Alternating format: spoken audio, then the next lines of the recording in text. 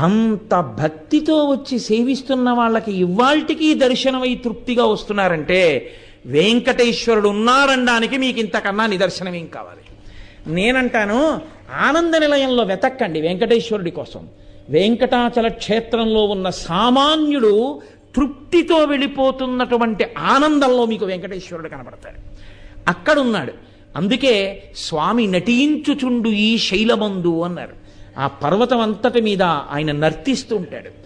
ఆ పర్వతమేమి నమ్ముకున్నటువంటి వాడి ప్రతి ఇంటిలో, ప్రతి వాడి గుండెలో, వాడి ముందు, వాడి వెనక, వాడి పక్కన స్వామి నిలబడి ఉంటారు.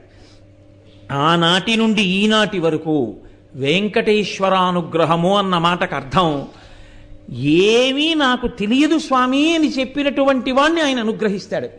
నాకు ఇది తెలుసు అనుకున్నవాడినో, నేను ఇంత గొప్పవాడిని అనుకున్నవాడినో ఆయన